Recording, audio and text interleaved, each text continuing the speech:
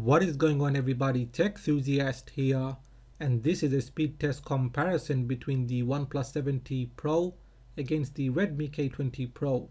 So we have the Snapdragon 855 Plus versus the Snapdragon 855.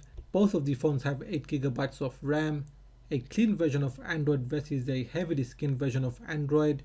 Which one of these phones will win? Let's find out in this video. Up first is the OnePlus 7T Pro.